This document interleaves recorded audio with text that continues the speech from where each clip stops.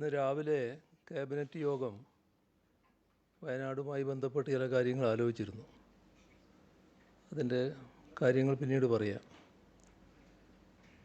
വയനാട് ഉരുൾപൊട്ടലിൽ ദുരന്തബാധിതരായി ക്യാമ്പുകളിൽ കഴിയുന്നവർക്ക് ലേക്ക് മാറുന്നതിനായി മുഖ്യമന്ത്രിയുടെ ദുരിതാശ്വാസ നിധിയിൽ നിന്നും വാടക ഇനത്തിൽ പ്രതിമാസ തുക അനുവദിക്കാൻ നേരത്തെ തീരുമാനിച്ചിട്ടുണ്ട്.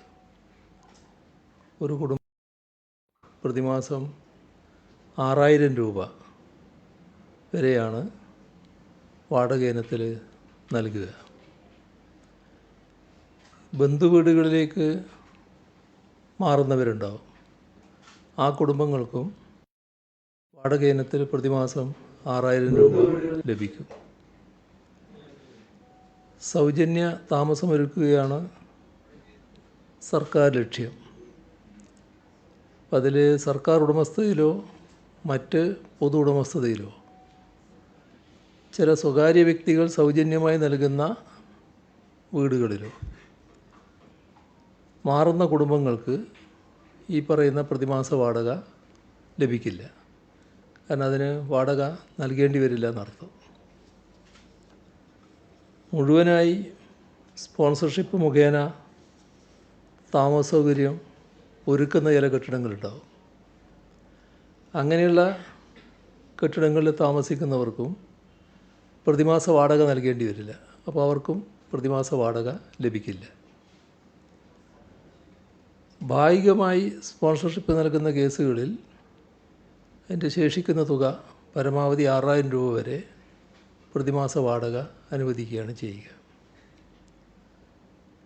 അതാണ് ഈ വാടക ബന്ധപ്പെട്ട് വ്യക്തത വരുത്താനുള്ളത്.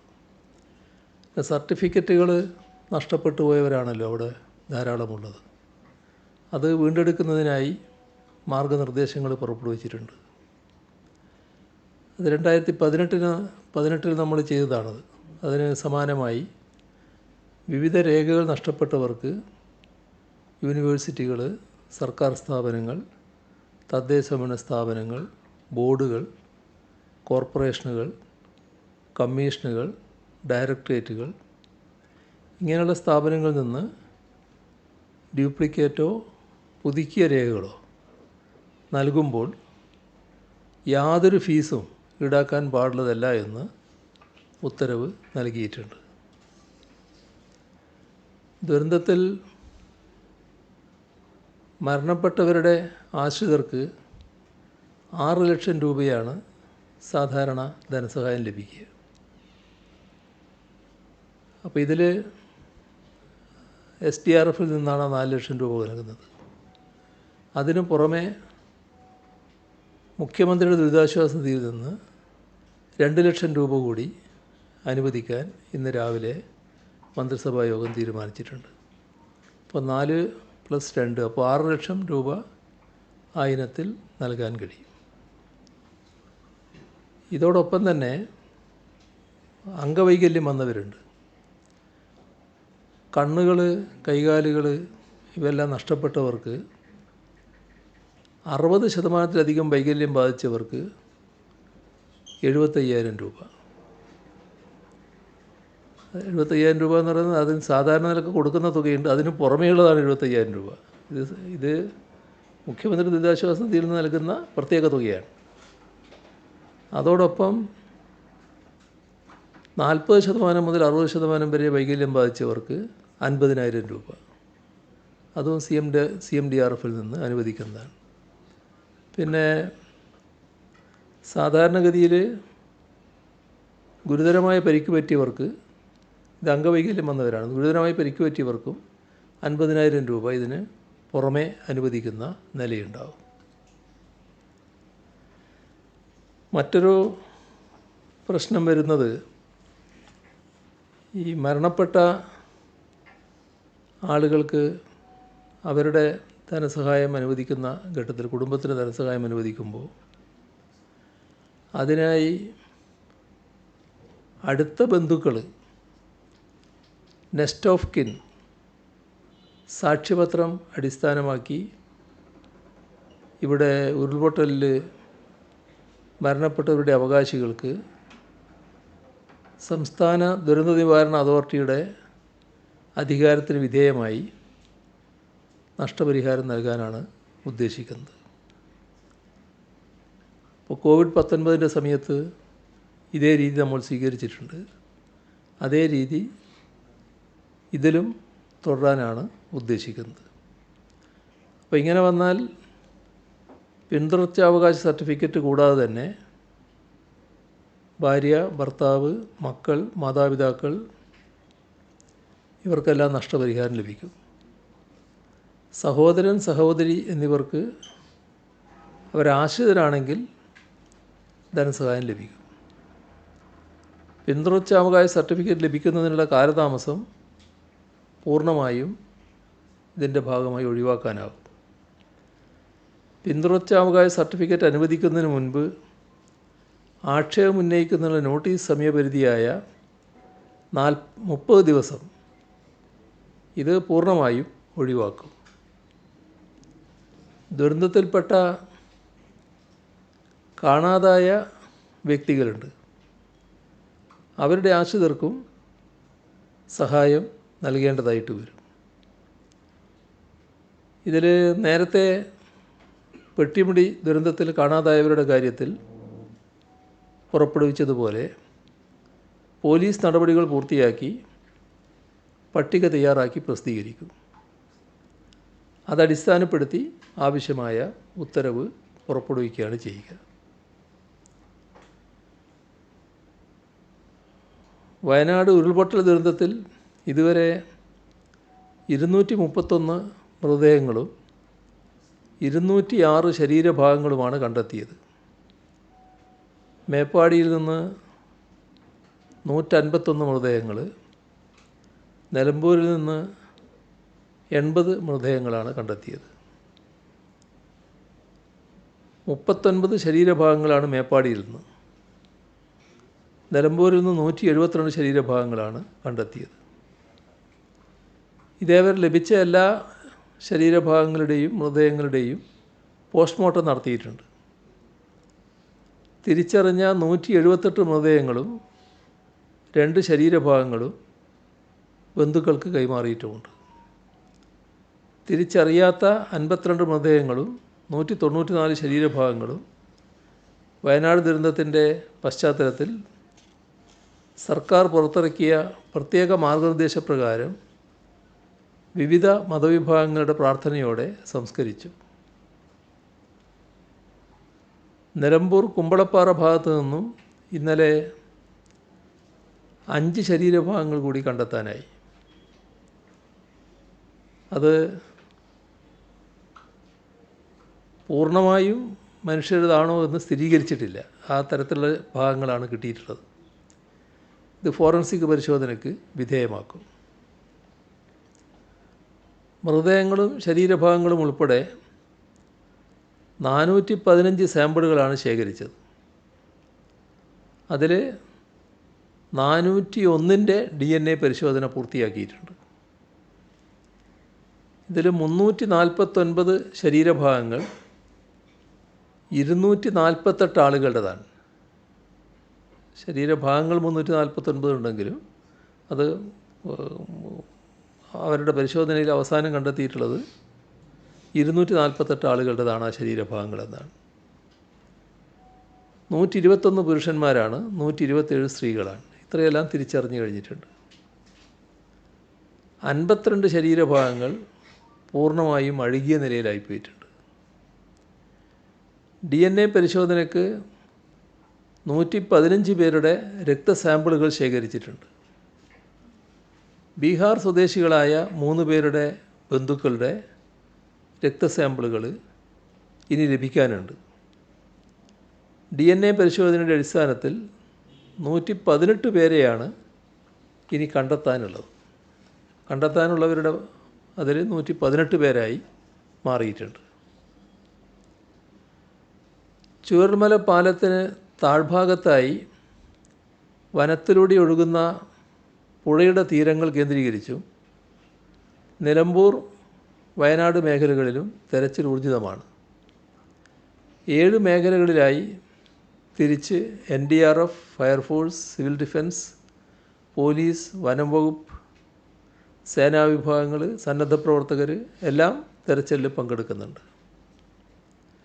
ജനകീയ തെരച്ചിലിൽ ഒറ്റ ദിവസം തന്നെ 2000-ഓളം പേർ പങ്കെടുത്തിരുന്നു.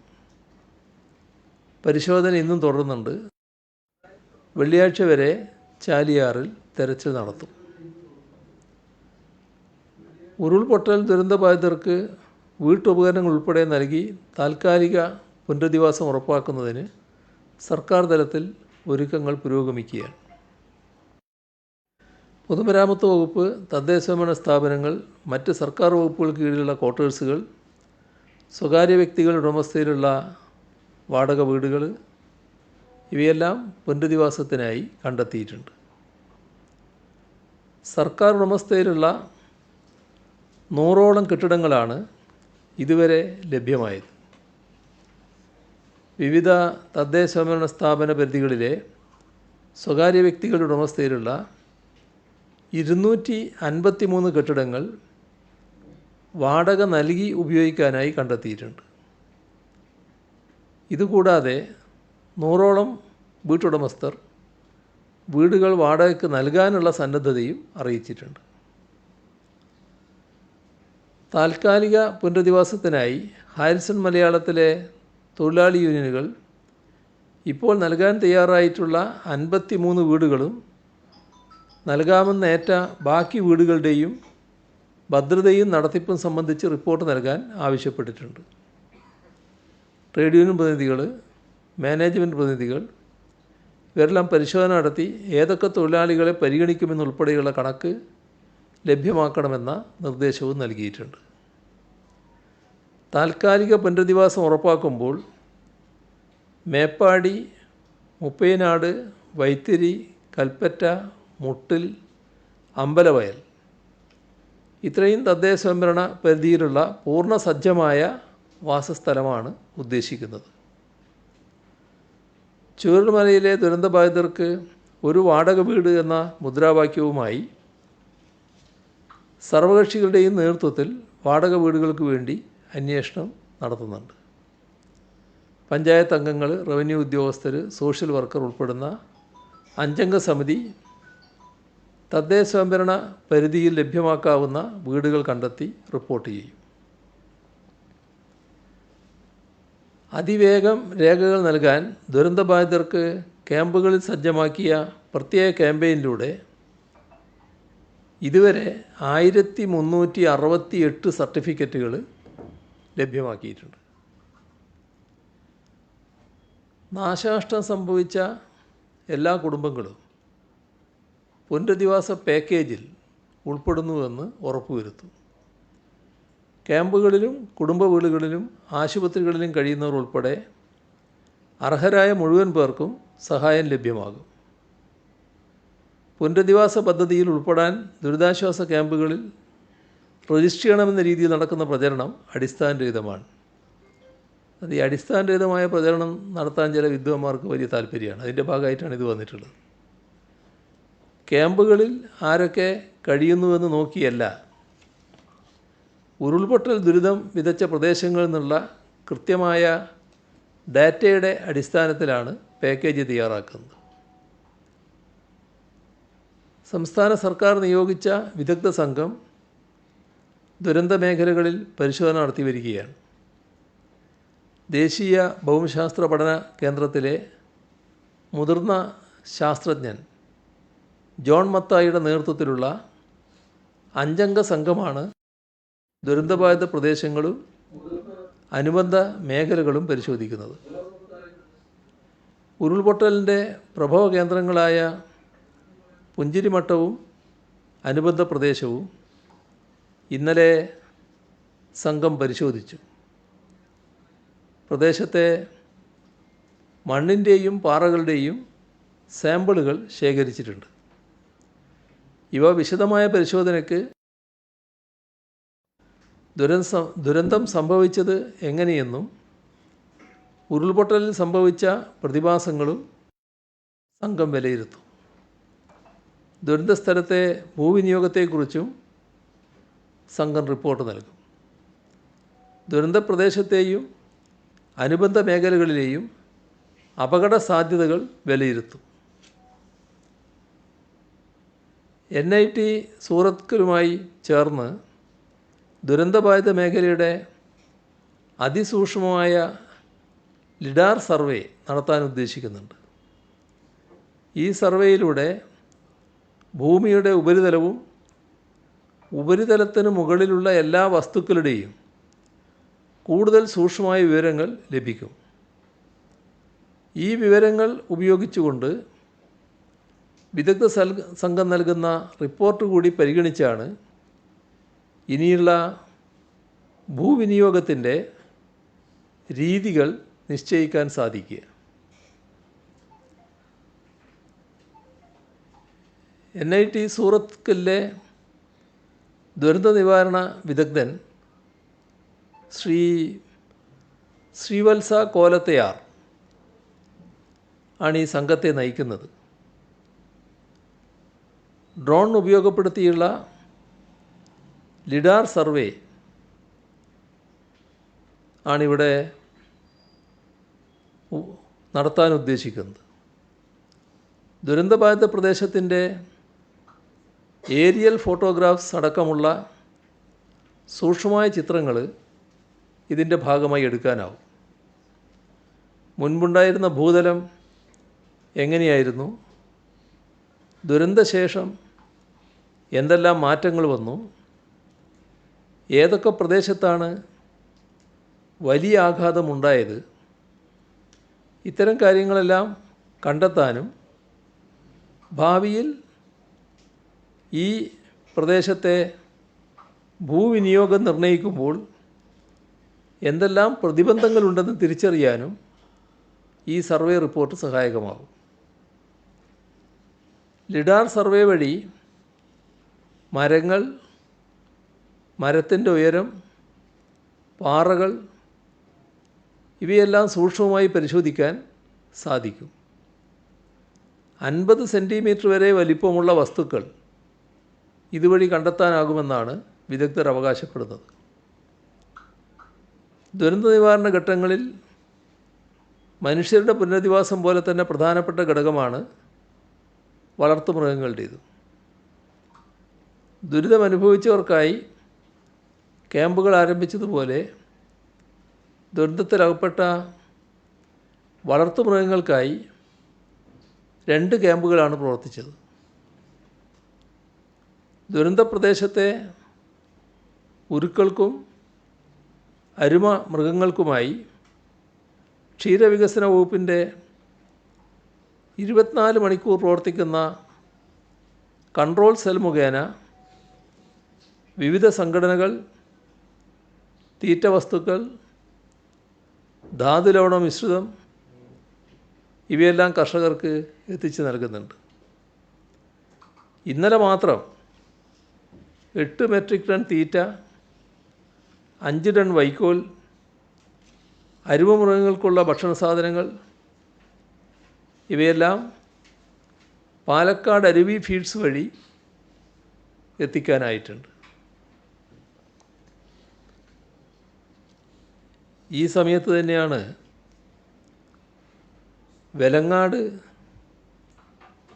ദുരന്തവുമുണ്ടായത്.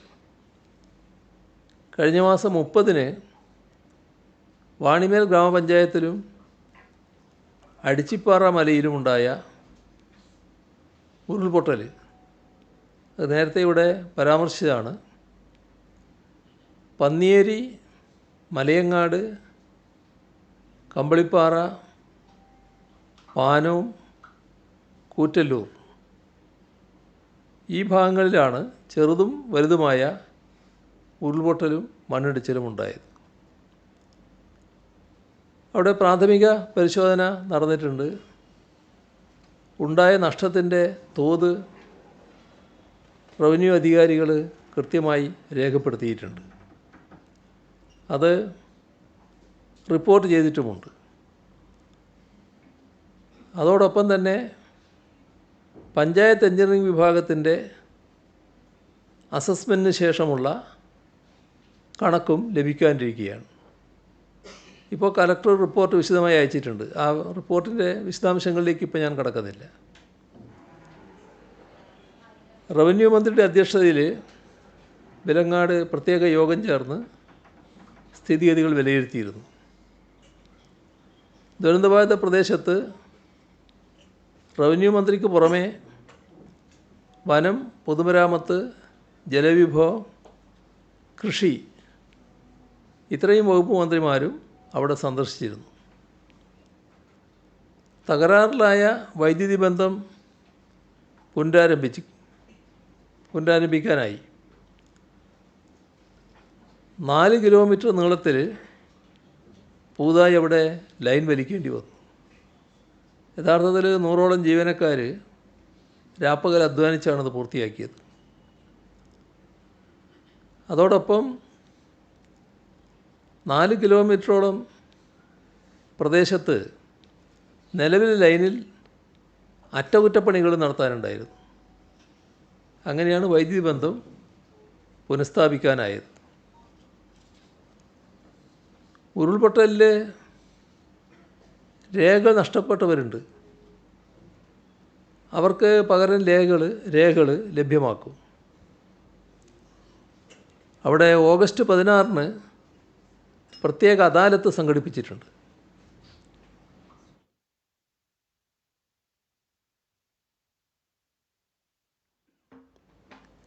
വിവിധ വകുപ്പുകൾ സംയുക്തമായി നടത്തുന്നൊരു അദാലത്താണിത്. അപ്പോൾ എല്ലാവിധ രേഖകളും സർട്ടിഫിക്കറ്റുകളും നഷ്ടപ്പെട്ടു പോയത് ലഭ്യമാക്കാൻ തന്നെയാണ് ഉദ്ദേശിക്കുന്നത്. അതോടൊപ്പം ഉരുൾപൊട്ടലുണ്ടായ സ്ഥലങ്ങളുടെ നിലവിലെ സ്ഥിതിഗതികൾ പഠിക്കാനും ഇവിടെ തുടർവാസം ഇനി തുറന്നങ്ങോട്ട് അവിടെ താമസിക്കാൻ പറ്റുമെന്നുള്ളത് സാധ്യമാണോ എന്ന് പരിശോധിക്കുന്നതിനുമായി ജിയോളജി, ഹൈഡ്രോളജി, മണ്ണ് സംരക്ഷണം ഈ വകുപ്പുകളിലെ ഉദ്യോഗസ്ഥരും ഹസാർഡ് അനലിസ്റ്റും ഈ പ്രദേശങ്ങളിൽ സന്ദർശനം നടത്തി വരുന്നുണ്ട്. വിലങ്ങാട് മേഖലയിൽ ഉരുൾപൊട്ടൽ മൂലം പ്രയാസമനുഭവിക്കുന്നവർക്ക് അതിവേഗം ആശ്വാസവും പുനരധിവാസവും സാധ്യമാക്കാനുള്ള നടപടികൾ പുരോഗമിക്കുകയാണ്.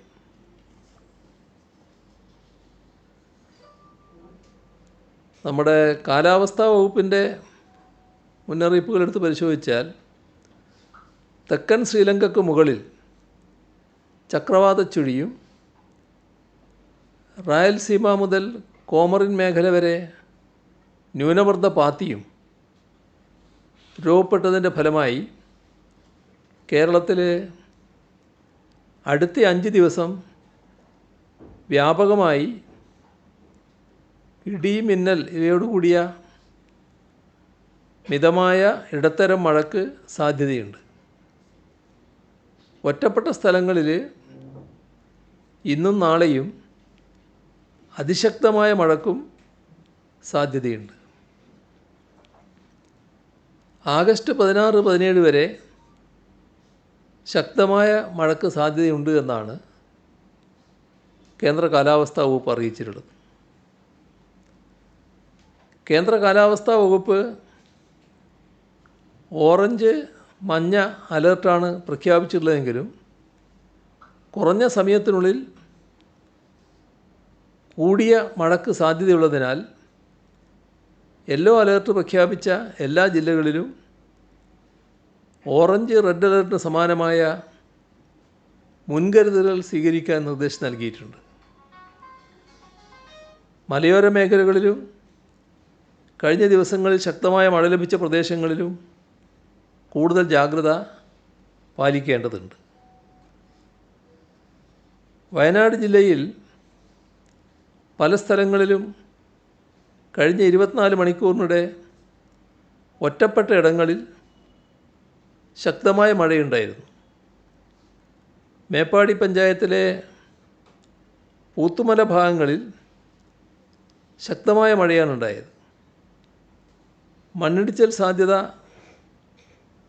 ഉള്ള പ്രദേശങ്ങളായതിനാൽ അവിടുത്തെ ജനങ്ങളെ തൃക്കൈപ്പറ്റ സ്കൂളിലേക്ക് മാറ്റിപ്പാർപ്പിച്ചു. കേന്ദ്ര സർക്കാർ പുറപ്പെടുവിച്ച 2019 തീരദേശ നിയന്ത്രണ മേഖലാ വിജ്ഞാപനത്തിൻ്റെ അടിസ്ഥാനത്തിൽ തയ്യാറാക്കിയതും കേരള തീരദേശ പരിപാലന അതോറിറ്റി അംഗീകരിച്ചതുമായ കേരളത്തിൻ്റെ കരട് തീരദേശ പരിപാലന പ്ലാൻ അംഗീകാരത്തിനായി കേന്ദ്ര വനം പരിസ്ഥിതി കാലാവസ്ഥ വ്യതിയാന മന്ത്രാലയത്തിന് സമർപ്പിക്കാൻ ഇന്ന് ചേർന്ന മന്ത്രിസഭാ യോഗം തീരുമാനിച്ചിട്ടുണ്ട്. CRZ 3 നിന്നും CRZ 2 തരം മാറ്റുന്നതിന് കേന്ദ്ര സർക്കാരിലേക്ക് സംസ്ഥാന സർക്കാർ ശുപാർശ ചെയ്തത് 175 നഗരസ്വഭാവമുള്ള ഗ്രാമപഞ്ചായത്തുകളായിരുന്നു. ഈ 175 ഗ്രാമപഞ്ചായത്തുകളിൽ 66 പഞ്ചായത്തുകൾക്ക് കേന്ദ്ര സർക്കാരിൻ്റെ അംഗീകാരം ലഭിച്ചു. അപ്പോൾ ബാക്കി 109 പഞ്ചായത്തുകളെ കൂടി CRZ 2 കാറ്റഗറിയിലേക്ക് മാറ്റുന്നതിന് വീണ്ടും കേന്ദ്ര സർക്കാരിനോട് അഭ്യർത്ഥിക്കാനാണ് തീരുമാനിച്ചിട്ടുള്ളത്. ദുരിതാശ്വാസ നിധിയുടെ നിലയെടുത്താൽ മലപ്പുറം പെരിന്തൽമണ്ണയിലെ 10 വയസ്സുള്ള സിയ സഹ്റ രക്ഷിതാക്കളായ മുഹമ്മദ് നിസാർ, ജസീല എന്നിവർക്കൊപ്പം എത്തി തൻ്റെ സ്വർണ്ണ പാദസരം ദുരിതാശ്വാസ നിധിയിലേക്ക് കൈമാറി. ഈ കുട്ടി ഗുരുതരമായ ആരോഗ്യ പ്രശ്നങ്ങൾ നേരിടുന്ന കുട്ടിയാണ്. ഇവിടെ RCCയിലാണ് കുട്ടിയുടെ ചികിത്സയ്ക്ക് ആവശ്യമായ മരുന്നുകൾ ലഭിക്കുന്നത്. കോവിഡ് ലോക്ക്ഡൗൺ കാലത്ത് മരുന്ന് ലഭിക്കാത്ത സാഹചര്യമുണ്ടായി. തുടർന്ന് ഇവിടെ ബന്ധപ്പെടുകയും വേഗത്തിൽ തന്നെ മരുന്ന് ആ ഘട്ടത്തിൽ ലഭ്യമാക്കാനും കഴിഞ്ഞു.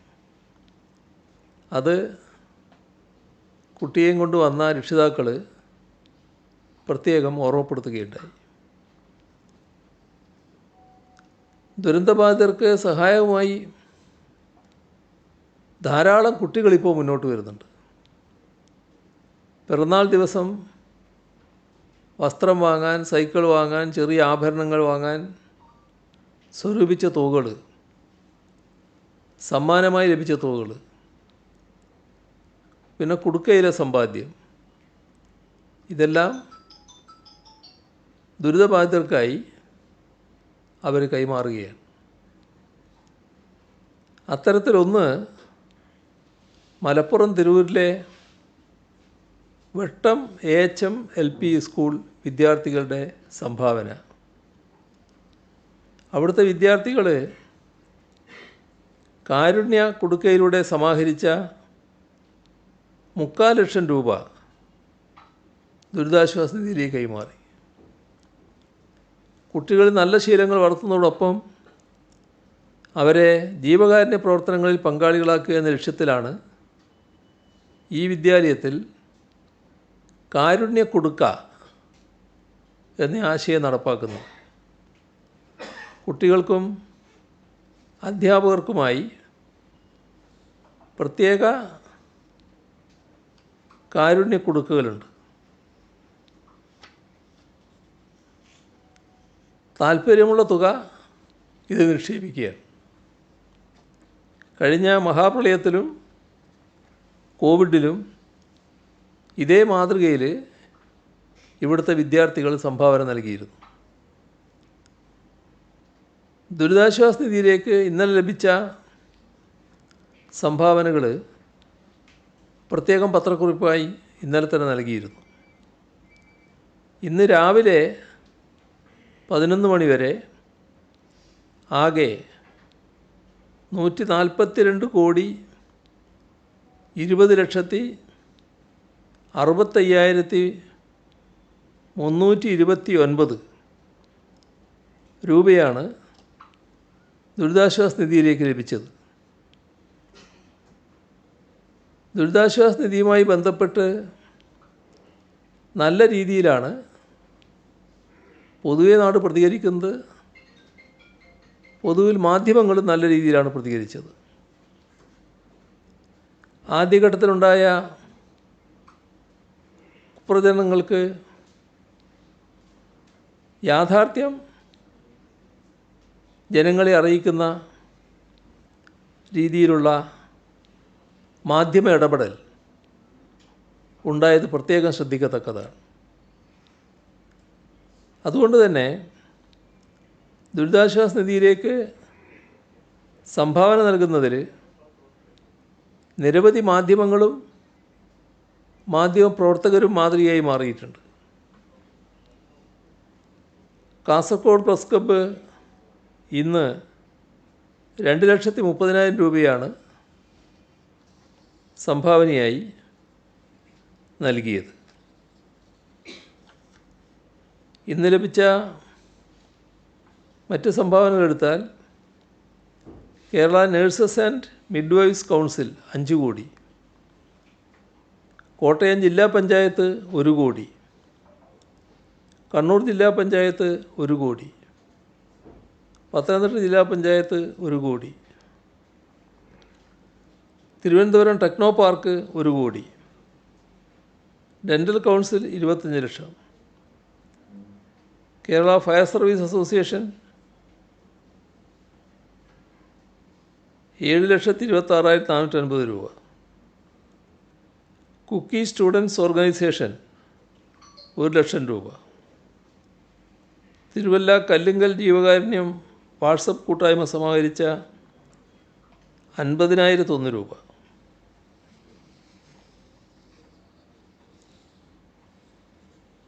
കിളിമാനൂർ പുളിമാത്ത് ടീം കഫ്റ്റീരിയ ജീവനക്കാരുടെ ഒരു ദിവസത്തെ വരുമാനം 25,000 രൂപ, ഇൻഫോ പാർക്ക് 1 കോടി രൂപ,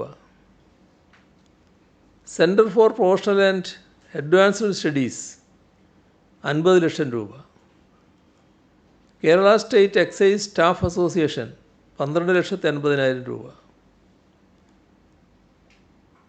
Kerala pharmacy council 25 lakh, Coirfed 15 lakh, cyber park 10 lakh, Muslim education trust Erattupetta 5,11,600, Peroorkada service സഹകരണ ബാങ്ക് 5 ലക്ഷം, കരകുളം ഗ്രാമപഞ്ചായത്ത് 20 lakh, bonded engineering limited 25 lakh, government high school Kachani വിദ്യാർത്ഥികളും അധ്യാപകരും ചേർന്ന് 1,11,500 രൂപ, ഗവൺമെൻറ് UP സ്കൂൾ ആറ്റിങ്ങൽ 52,001 രൂപ, ഗവൺമെൻറ് VHSS മണക്കാട് 1,40,500 രൂപ. അവിടുത്തെ വിദ്യാർത്ഥികളും അധ്യാപകരും ചേർന്നുകൊണ്ടാണ്. ഇത്രയും വിവരങ്ങളാണ് ഇന്ന് പങ്കുവെക്കാനുള്ളത്.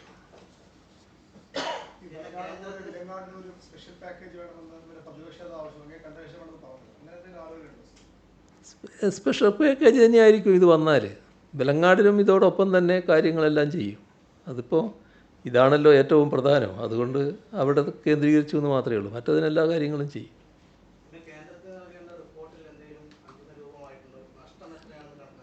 തുടങ്ങിയെന്നല്ലേ ഉള്ളൂ, തുടങ്ങിയതല്ലേ ഉള്ളൂ. അവർ റിപ്പോർട്ട് തരുമായിരിക്കും, ആയിട്ടില്ല. പെട്ടെന്ന് തന്നെയാവും. അതിൻ്റെ മറ്റ് നടപടിക്രമങ്ങൾ പൂർത്തിയായിക്കൊണ്ടിരിക്കുകയാണല്ലോ.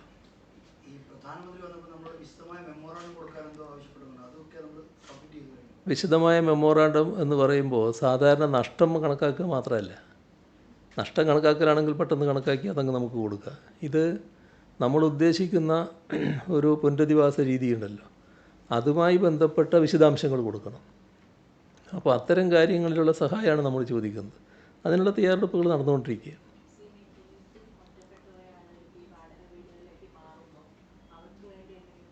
അവരത് പ്രത്യേകമായൊരു പാക്കേജ് ആയിരിക്കും. പ്രത്യേകമായ രീതിയിൽ എങ്ങനെ സംരക്ഷിക്കണം എന്നുള്ളത് പ്രത്യേകമായിട്ടെടുക്കും. കുട്ടികൾ അത്രയും അധികമില്ല, എന്നാലുള്ള കുട്ടികളുടെ കൃത്യമായ കണക്ക് നമ്മൾ നേരത്തെ പറഞ്ഞിട്ടുണ്ടല്ലോ.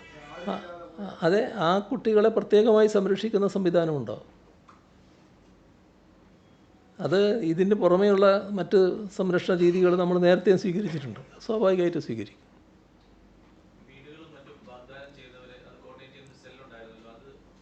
അവരൊക്കെ ഫലപ്രദമായി പ്രവർത്തിക്കുന്നുണ്ട് അവിടെ.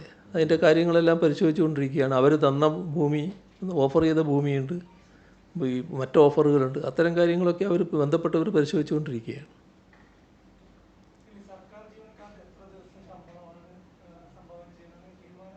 എല്ലാം നേരത്തെ അത് പ്രഖ്യാപിച്ചതാണല്ലോ.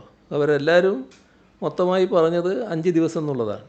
അത് ഏറെക്കുറെ ആ നിലയിലേക്ക് നടപടികൾ നീങ്ങുന്നു എന്നാണ് മനസ്സിലാക്കുന്നത്. അവർ തന്നെ അഭിപ്രായപ്പെട്ടിട്ടുള്ളതാണ്, യോജിച്ച് അഭിപ്രായപ്പെട്ടതാണ്.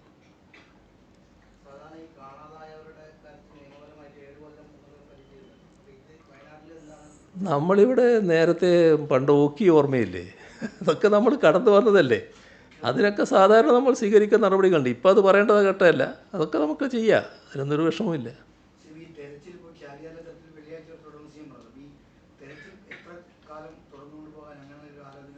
അല്ല, അതും ഇപ്പോൾ പറയാറായിട്ടില്ല, നോക്കിയിട്ട് തീരുമാനിക്കുക എന്താണെന്നുള്ളത്.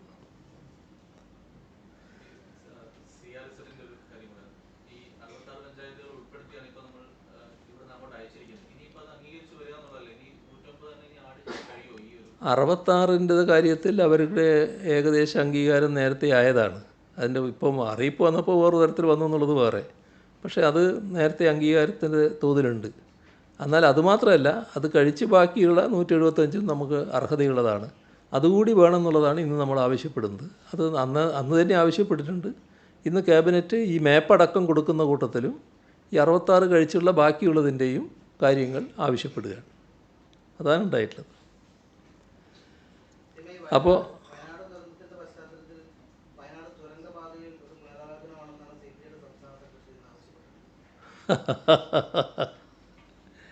നമ്മൾ ഈ ദുരന്തം ഉണ്ടാകുന്നതിൻ്റെ ഭാഗമായി ഇത്തരം കാര്യങ്ങൾ മാറ്റിവെക്കേണ്ടതുണ്ടോ എന്നുള്ളത് പഠിക്കേണ്ടതാണല്ലോ. ഇപ്പം നേരത്തെ അതിൻ്റെ ഭാഗമായിട്ടുള്ള എല്ലാ പഠനങ്ങളും നടന്നിട്ടുണ്ട്. ഈ പല സ്ഥലത്തും ഈ തുരങ്കങ്ങൾ ഉണ്ടാകുന്നുണ്ടല്ലോ. ആ തുരങ്കങ്ങൾ ഏതെങ്കിലും തരത്തിൽ മറ്റ് ദുരന്തത്തിന് വഴിവെക്കുന്ന ഒന്നായിട്ടല്ല പൊതുവെ ലോകം കണ്ടിട്ടുള്ളത്. അത് പഠന വിഷയമാണ്, നമുക്ക് നോക്കാം എന്താണെന്നുള്ളത്.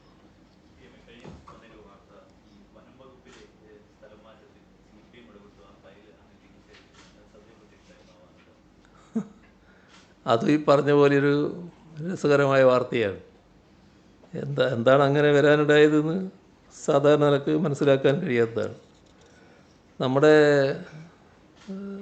ഈ റിപ്പോർട്ടുകളുടെ കൂട്ടത്തിൽ ചിലപ്പോൾ ചില വ്യാജ വാർത്തകൾ വരാറുണ്ടല്ലോ. അതിൻ്റെ ഭാഗമായിട്ട് മാത്രമേ ഇതിനെ കാണാൻ സാധിക്കൂ. അപ്പോൾ വസ്തുതയാണല്ലോ ഇപ്പോൾ അറിയേണ്ടത്, അത് ഞാൻ പറയാം എന്താണെന്നുള്ളത്. ഓൾ ഇന്ത്യ സർവീസിൽ നിലവിൽ IAS IFS വിഭാഗത്തിലുള്ള ഉദ്യോഗസ്ഥരുടെ സ്ഥലം മാറ്റം സിവിൽ സർവീസ് ബോർഡിൻ്റെ ശുപാർശ പരിഗണിച്ചാണ് നടപ്പിലാക്കി വരുന്നത്. ഒരു സിവിൽ സർവീസ് ബോർഡുണ്ട്. ഇതിൽ ചീഫ് സെക്രട്ടറി അധ്യക്ഷനാണ്. ഓൾ ഇന്ത്യ സർവീസിലെ മുതിർന്ന ഉദ്യോഗസ്ഥർ അംഗങ്ങളുമാണ്. IFSൻ്റെ കാര്യത്തിൽ വനംവകുപ്പ് മേധാവിയും ഈ കമ്മിറ്റിയിലുണ്ടാവും. IPSകാരുടെ സ്ഥലമാറ്റം സംബന്ധിച്ച് കോടതി മുൻപാകെ ഒരു കേസ് നിലനിൽക്കുന്നുണ്ട്. ഇപ്പോൾ വാർത്തയ്ക്ക് അടിസ്ഥാനമായ വനംവകുപ്പിലെ സ്ഥലമാറ്റ നിർദ്ദേശത്തിൽ സിവിൽ സർവീസ് ബോർഡിൻ്റെ ശുപാർശയ്ക്ക് പുറമെ ഭരണപരമായ കാര്യങ്ങളാലും തെരഞ്ഞെടുപ്പിന് മുൻപ് സ്ഥലം മാറ്റം നടത്തിയവരെ തിരികെ നിയമിക്കുന്നതും കണക്കിലെടുത്ത് ചില ഭേദഗതികൾ ആ വകുപ്പ് മന്ത്രി നിർദ്ദേശിച്ചു.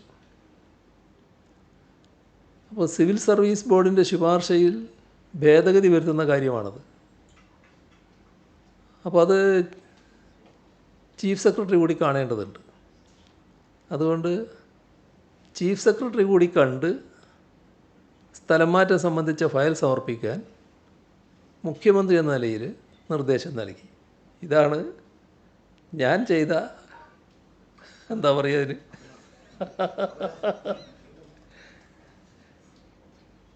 അപ്പോൾ ഭേദഗതി നിർദ്ദേശങ്ങൾ സിവിൽ സർവീസ് ബോർഡിൻ്റെ പരിഗണന കൂടി കഴിഞ്ഞ് തീരുമാനിക്കുന്നതാകും ഉചിതമെന്ന് ചീഫ് സെക്രട്ടറി അഭിപ്രായപ്പെട്ടു.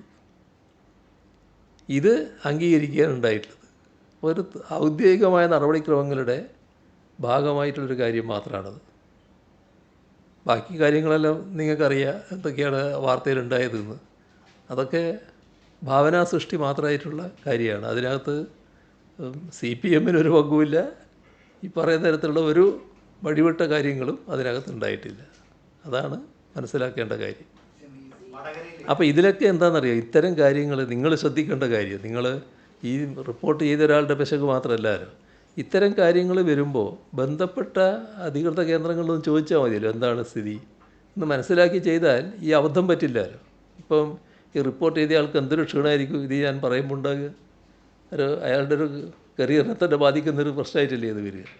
അപ്പോൾ അതുണ്ടാകാതിരിക്കാൻ ഒരു ചെറിയ സാവകാശം എടുത്താൽ മതിയല്ലോ, ഒന്ന് ചോദിച്ചാൽ മതിയല്ലോ എന്താണ്, അന്വേഷിച്ചാൽ മനസ്സിലാക്കാൻ കഴിയുന്ന കാര്യമല്ലേ ഉള്ളൂ.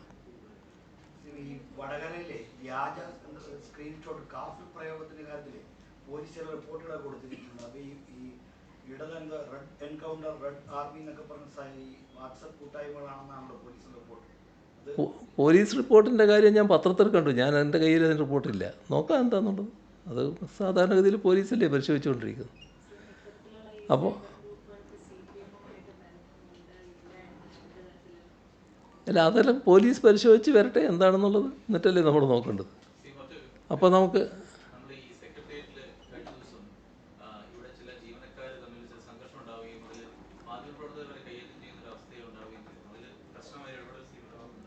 സ്വാഭാവികമായും അതുമായി ബന്ധപ്പെട്ട നടപടികൾ ഇവിടെ ഉണ്ടാവുമല്ലോ. എന്നിട്ട് തീർച്ചയായും പരാതികളൊക്കെ ഉണ്ടെങ്കിൽ അതിൻ്റെ മേലെയുള്ള നടപടികളും വരുമല്ലോ. അത് നടക്കട്ടെ. അപ്പം